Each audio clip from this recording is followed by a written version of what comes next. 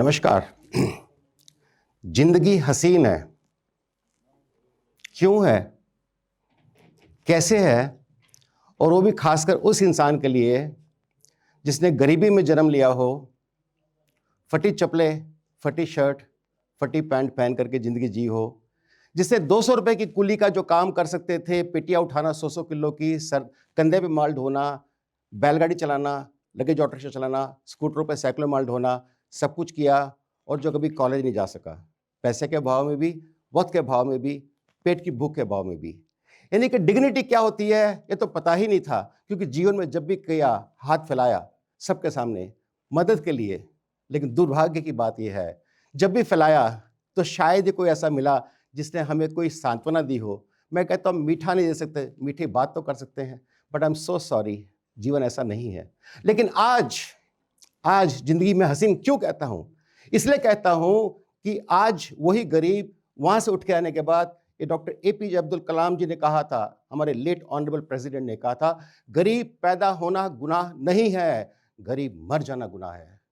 मैंने इस बात को फॉलो किया, मैंने समझा कि मेरे जीवन का एग्जिस्टेंस क्या है। मेरी रेखाएं हाथ की जो भी थी उसको मैंने छोड़ दिया, मैंने अपनी किस्मत को अपने कर्म के माध्यम से बदलने की कोशिश करी। इसलिए आज भारत की 4th largest plastic furniture company चलाता हूँ, जो national stock exchange, Bombay stock exchange में लिस्टेड भी है।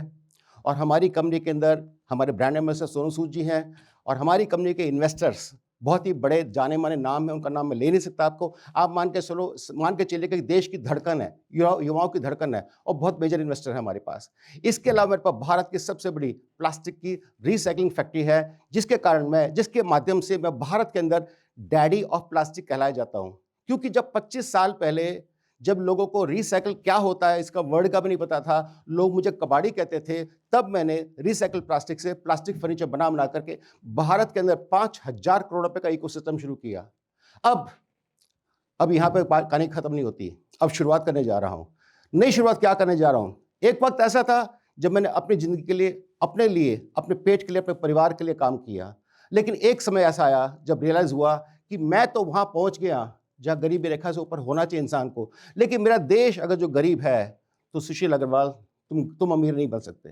तुम्हारे को अमीरी का एहसास उस दिन होगा जब सारे के सारे लोग इंक्लूसिव ग्रोथ के साथ में जिएंगे। मैंने अपने आप को हाथ फैलाते हुए, जूते खाते हुए देखा है, और जब लोग मेरी तरफ हाथ फैलाते हैं तो मेरे आंखों से आंसू निकल जाते हैं सोच के कि काश ये काम किसी और करना पड़े, किसी और के सामने ऐसी स्थिति ना आए कि उसको हाथ फैलाना पड़े। हाथ फैलाने का मतलब होता है इंसान मजबूरी में आके हाथ फैलाता है, भीख मांगता है, जब कहता है प्लीज मेरी कोई मदद कर दो, वरना कोई भी नहीं करता। And that is dignity, and I believe the dignity we owe each other.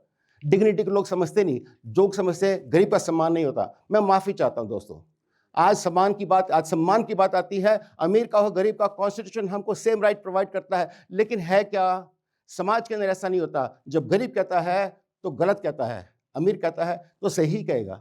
इस बात का जो एक डिफरेंस है उसको मैंने महसूस किया। इसलिए आज मैंने क्या सोचा कि आज की डेट में चाहे आप भी समाज में जा रहे होंगे, देखते हो सुबह शाम, आपने देखा होगा गरीबों की कोई कमी नहीं है। इनफैक्ट जो भी आपके पास फोन करता है, ए भाई मुझे कुछ सामान चाहिए था या मुझे कुछ पैसे चाहिए थे, आपको पता है वो क्यों करता है? उसको इस बात पे भरोसा है कि आपको फोन करेगा तो आप दे देंगे, नहीं तो बिना नहीं ऐसे नहीं करता। लेकिन दुर्भाग्य की बात देखिएगा, आपको अमूमन जीवन में ऐसे लोग बहुत कम मिलेंगे जो आपकी ये बात सुनकर, अच्छा पैसे की जरूरत है, अच्छा कोई सामान की जरूरत है, गाड़ी की जरूरत है, अच्छा मैं देने को तैयार हूं। नहीं, उस समय उनके हाथ संकुचित हो जाते हैं, बोलते नहीं अभी तो मेरे पास है नहीं जी, आजकल तो बड़ी कड़की चल रही, तंगी चल रही है। यही है जीवन, लोग ऐसे ही करते हैं। अपने खुशी के लिए कुछ भी कर लें, लेकिन दूसरे के सुख के लिए अपने दुख को गाना शुरू कर देते हैं। ये जीवन है। तो मैंने क्या महसूस किया कि भी आज के डेट में अगर जो हमें डिग्निटी चाहिए तो क्या करना चाहिए? हेल्प करनी है। कैसे? तो मैं ये मान के चलता हूं, poverty is not lack of money, it is lack of dignity. गरीब होना श्राप है, गरीबी एक गाली है। ये बात तो मैंने बहुत अच्छे से महसूस किया, क्योंकि मैं 52 साल से काम कर रहा हूं। जब 13 साल का था मात्र, तब मैंने काम करना शुरू किया। मुझे पता है जब आंखों में से, एक वक्त ऐसा भी था कि मैं रेस्टोरेंट के सामने खड़ा था, 2 रुपये प्लेट की इडली थी, मेरी जेब में 1 रुपया था। मैं बहुत देर तक सोचता रहा कि कैसे करें। फिर लगा नहीं यार, अफोर्ड नहीं कर सकते, तो चुपचाप पानी पिया और चले गए। ऐसे एक बार मैं रात को बस स्टैंड के ऊपर, ठंड के अंदर, बस स्टैंड के अंदर, मैंगलोर के बस स्टैंड के ऊपर 24 रुपये बचाने के लिए प्लेटफॉर्म पे सो गया। सीमेंट के प्लेटफॉर्म पे, सारी रात ठंड में ठिठुरता रहा। मैंने कहा 24 रुपये बच रहे हैं ना भाई। यानी कि जिंदगी कैसे जीती है, कैसे जीनी चाहिए, कैसे जीना पड़ा है, उसको एहसास करने के बाद मन में क्या आया है कि मुझे ऐसा नहीं करना है। मुझे आज मैंने डिसाइड किया है कि मुझे डिग्निटी के साथ साथ में अपॉर्चुनिटी नहीं, सिंपैथी नहीं, मुझे जीवन में लोगों के पास कुछ ना कुछ करना है। तो मैंने 5 मिशन क्रिएट करे। क्या है वो 5 मिशन? एक तो भारत में आज की डेट में अगर जो कोई ये कहता है कि मुझे बिजनेस करना है, तो आप सबसे पहले कहते हैं भैया कितना पैसा लेके आ। लेकिन मैं शुरुआत करने जा रहा हूं इस प्रकार की। 23 साल पहले मैंने जब प्लास्टिक फर्नीचर बनाना शुरू किया था, जिनके पास 100-200 रुपए भी नहीं थे, उन लोगों को मैंने माल दे दे करके आज भगवान के देश में करोड़ों रुपए कमा लिए। तो मेरा सवाल यही है कि मेरे जहन में ये बात आती है कि सिर्फ इतने लोग क्यों? मेरे पास भारत में 30,000 डीलर का नेटवर्क है, 24 स्टेट में मैं काम करता हूँ, 20,000 पीस फर्नीचर रोज का बनाता हूँ। तो मैंने सोचा हमारे पास कैपेसिटी बहुत अच्छी है, स्टॉक एक्सचेंज पे लिस्टेड भी हैं, बड़े हमारे पास सैवी इन्वेस्टर्स भी हैं और हम बहुत तेजी से आगे बढ़ भी रहे हैं। क्यों नहीं मैं इस मुहिम को आगे ले जाऊं? तो आज मैं आह्वान कर रहा हूं पूरे भारत में जितने लोगों को बिजनेस करने की इच्छा हो, आप जुड़ जाइएगा। हम आपसे पैसा नहीं मांग रहे हैं, आपसे रजिस्ट्रेशन फीस नहीं मांग रहे, कुछ नहीं मांग रहे। आप आइएगा, समझिएगा, आपको 10% मिनिमम एश्योर्ड रिटर्न हम देने की कोशिश करेंगे, उससे ज़्यादा ही मिलेगा। रिटेल में 40% मिलता है और सारी फॉर्मेलिटी में आपको समझाएंगे, आपको ट्रेन करेंगे कि आपको कैसे काम करना है। एक तो ये मेरा मिशन है जिसमें मैं चाहता हूँ कि पूरे भारत में लोगों को जोड़ दूँ कि मैं चाहता हूँ कि बिजनेस करना है जीरो इन्वेस्टमेंट से कैसे करना है। दूसरा मेरा इन्वेस्टमेंट है, पहले मेरे इन्वेस्टमेंट का नाम था प्रगति, मैं माफ़ी चाहता हूँ, भूल गया। पहले मेरे इसका मिशन का नाम था प्रगति, दूसरे का नाम है उन्नति। उन्नति क्या है? आज देखिए जितने लोग गरीबी रेखा के नीचे जी रहे हैं, कभी उनसे पूछते हैं हम कि आप गरीबी की भीख क्यों मांगते हो? ये पेट जब 3 बार खाना मांगता है ना, तो अच्छे को गिरा देता है, झुका देता है। तो मैंने इस बात को महसूस किया। तो मैं आज जितने लोग भारत के अंदर इस समय ये गरीबी रेखा के नीचे जिंदगी जी कर भीख मांगते हैं, या फिर आपने देखा कई बार झूठे पत्तलों में खाना खाते रहते हैं, मैं उन सबको कहना चाहता हूँ छोड़ दीजिएगा। आज के बाद मैं आपको इकोसिस्टम दे रहा हूँ, कैसे कि आप जितना भी प्लास्टिक कचरा जहां पर भी हो उसको कलेक्ट कीजिएगा। हम एक ऐप डेवलप कर रहे हैं, आप ऐप पे आइएगा, आप ऐप पे आइए, फिर हमारे टेलीफोन नंबर पे हम डिटेल सारी चीज़ देंगे, आपको कम्युनिकेशन का बहुत सारे मेथड बताएंगे। आप आ करके हमारे साथ जुड़ जाइएगा। मेरी इच्छा ये इस समय है कि करीब 5 लाख से ज़्यादा लोगों को जोड़ा जाए, भारत के अंदर मूवमेंट चलाया जाए, जिसके अंदर कि प्लास्टिक, जिसको कि हम ये कहते हैं कि हम एक कचरा है, कचरा कौन कर रहा है? हम कर रहे हैं। कबाड़ी किसको बोलते हैं? जो उठा रहा है। नहीं, वो कबाड़ी नहीं है, मैं माफ़ी चाहता हूँ, कबाड़ी तो हम हैं, हम कबाड़ कर रहे हैं। ये तो एक ऐसी चीज़ है जो हम लोगों ने वेस्ट करके पर्यावरण को खत्म कर डाला। और आपको बता दूं 100-200 साल प्लास्टिक जो है डिकम्पोज नहीं होता।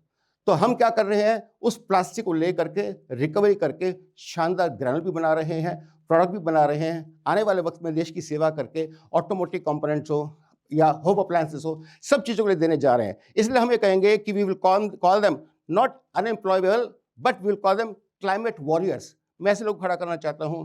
तीसरी बात है, क्या है? ज्ञान दान। जैसे मैं कॉलेज नहीं जा सका, दिल में एक बात हमेशा रह गई, कॉलेज कैसा दिखता होगा, कॉलेज में जाके कैसा महसूस होता होगा। और आज मैं गर्व और खुशी के साथ कहना चाहता हूं दोस्तों कि मैं पिछले 15 सालों से करीब 40 से ज़्यादा कॉलेज में जाता हूं भारत के, और मेरे ख्याल में मैं 10 लाख बच्चों को बीटेक, एमबीए, फार्मा स्टूडेंट को ट्रेन कर चुका हूँ, फैकल्टीज को भी ट्रेन करता हूँ। और जहाँ भी जाता हूँ, मैंने पिछले 15 सालों में आज तक कभी, 15 साल से ज़्यादा ही हो गए, मैंने आज तक कभी भी किसी से एक पैसा भी नहीं लिया, आखिरी सांस तक भी नहीं लूँगा।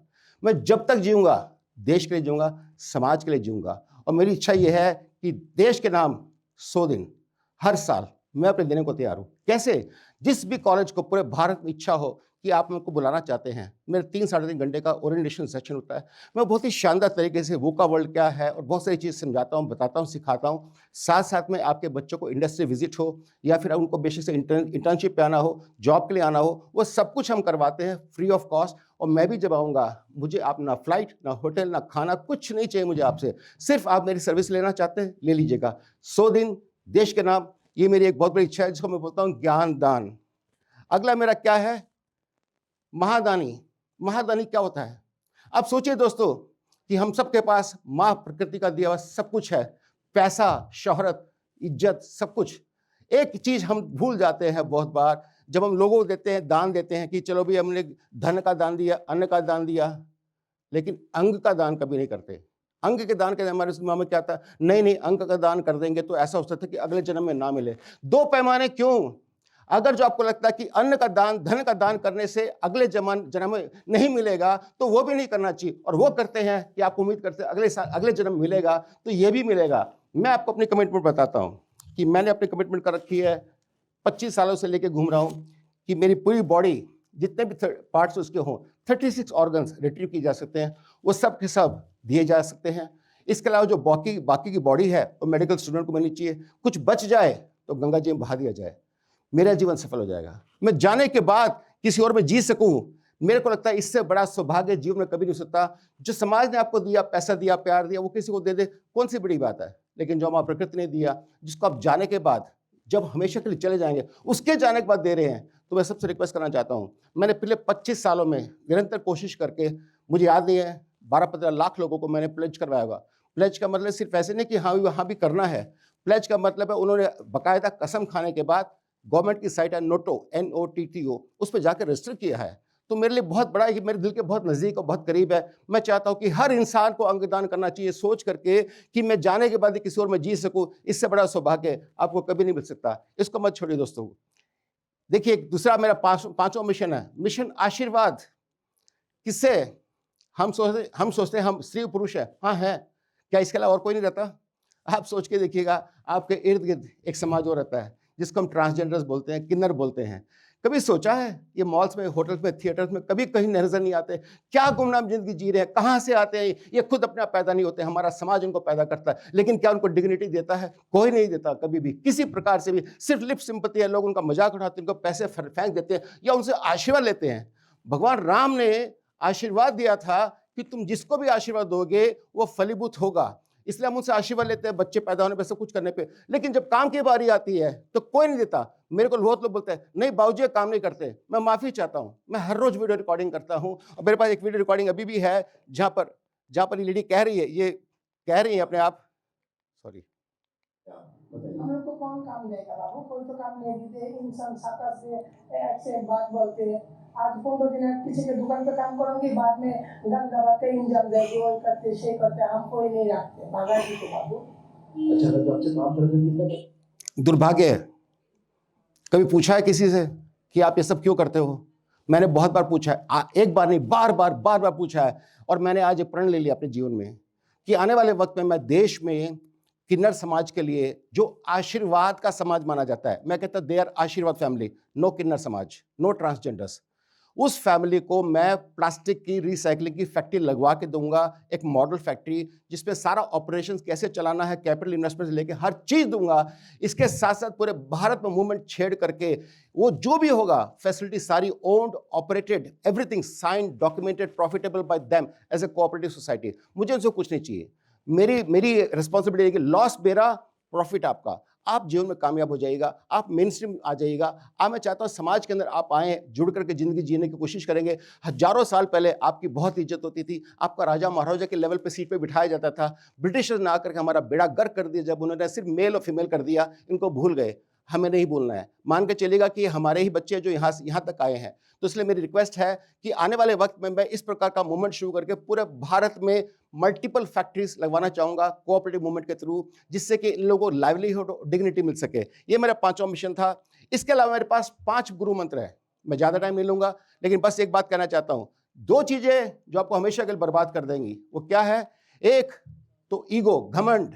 घमंड कभी किसी का टिका नहीं दोस्तों। मुझे इसके एग्जाम्पल देने की जरूरत नहीं है। आप सोच के देखिए आपका घमंड में क्या हुआ, हर काम आपके अगेंस्ट में ही जाएगा। इसी प्रकार से गुस्से में कहा आपका हर शब्द आपके विवेक को खत्म कर देता है। जब विवेक खत्म हो जाता है तो इंसान ये अपनी सच्चाई से बात कहने के बदले गलत बात कहने पर मजबूर हो जाता है। और सोचिए, मैं वायदा करता हूं दोस्तों, ये जो चीजें मैं बता रहा हूं 52 साल से एक्सपीरियंस करने के बाद 65 साल का आदमी आपके सामने बता रहा है। मैंने जब जब घमंड किया, मेरा घमंड चूर हुआ। मैंने जब जब गुस्सा किया, मैं बर्बाद हो गया, मैं जीरो हो गया। इसीलिए इस बात को कह रहा हूं कि भाई भूल के भी कभी घमंड और गुस्सा मत करना। Have control. और 2 चीजें जो आपको बना सकती है वो क्या है? कंपैशन, सहानुभूति। किसके प्रति? सब चीजों के प्रति, समाज के, सृष्टि, प्रकृति के प्रति, अपने आप के प्रति भी, अपने ऊपर भी सहानुभूति कीजिए। प्लीज प्लीज अपने आप का केयर कीजिएगा, क्योंकि बहुत जरूरत है। सहानुभूति आपके हर काम में, हर एटीट्यूड में, हर सोच में होनी चाहिए, सिर्फ बोलने में नहीं होनी चाहिए कि हाँ जी मुझे I love everybody. What do you mean by I love everybody? क्या आप उनके प्रति सद्भावना है? क्या आप उनके प्रति सोचते हैं कि उनके लिए जिंदगी कुछ फर्क आना चाहिए? कर रहे हैं क्या? कुछ नहीं है तो आपके पास कंपैशन नहीं है। कंपैशन बहुत जरूरी है जिंदगी में। और एक बात है फॉरगिवनेस। ये क्या है? जिंदगी में आप सोच के चलिएगा, मैंने कहा था, शुरुआत की थी मैंने, जिंदगी हसीन है। क्यों कहा था? जिस इंसान ने बार बार पिटा है। मैंने अपनी लाइफ में दोस्तों 15 तरह के बिजनेस चेंज किए, 22 घर बदले हैं। मैं 10 लैंग्वेज बोलता हूँ, साउथ इंडिया के कन्नड़ा, तमिल, तेलुगु, मलयालम भी, और सारे हिंदी, इंग्लिश, पंजाबी, हरियाणवी वगैरह सब कुछ बोलता हूँ मैं, सब कुछ। क्यों? मुझे इसके पता सब कुछ सिखा दिया, इसलिए मैं कभी डरा ही नहीं। तो मैं क्या सोचता हूँ, जितने लोगों में से बुरा किया मैं उनका धन्यवाद करता हूँ। अगर जो मुझे चैलेंज नहीं किया होता तो मैं आज यहाँ तक नहीं पहुँचता, मैं अपने कंफर्ट जोन में जी रहा होता। तो मैं समझता हूँ उनको तो माफ़ करना ही करना है, एक और इंसान को माफ़ करना है, खुद को। जब तक आप अपने आप को माफ़ नहीं करेंगे तो गार्बेज इन गार्बेज आउट, आपके अंदर टॉक्सिसिटी हो जाएगी। हर चीज़ आपके जहरीले शब्द निकले, मेरे साथ ऐसे हुआ था, मेरे साथ ऐसे हुआ। कुछ नहीं हुआ था। जिंदगी हसीन है क्योंकि ऐसे ऐसे चलती है तभी जिंदा है। ऐसे लीन जाने का मतलब है डेड है जिंदगी। और मैं खूब एंजॉय कर रहा हूँ। इसके अलावा लास्ट गुरु मंत्र मेरा है एक ही, फोकस फोकस फोकस। जिंदगी में कुछ पाना है, फोकस के लिए ध्येय बना लीजिएगा। अगर जो आप फोकस से काम करेंगे, मैं वायदा करता हूं पालेंगे। फिर कह रहा हूं पालेंगे, आप डाउट मत रखिए। जिस दिन आपने सोचा कि मैं नहीं पा सकता, उस दिन आप नहीं पाएंगे, क्योंकि आपने खुद मान लिया। जिस दिन आपने माना कि मैं हार गया, उसी दिन आप हारते हैं। गिरने वाले को हारने वाला नहीं कहते, क्योंकि गिर के वो बार बार उठता है। उठने वाले को हार नहीं माना जाता है। हार जब मानी जाती है, जब बोले कि मैं हार गया, तभी हार मानी जाती है। हार मत मानिएगा दोस्तों, मैं समझता हूँ ये बहुत जरूरी है। और अगर जो आप एक लाइफ चेंज कर सकते हैं तो आप पूरे विश्व को चेंज कर सकते हैं। मैं समझता हूँ हम लोग 1.4 बिलियन, हम प्रॉब्लम नहीं है, हम 1.4 बिलियन सॉल्यूशन है। Thank you very much.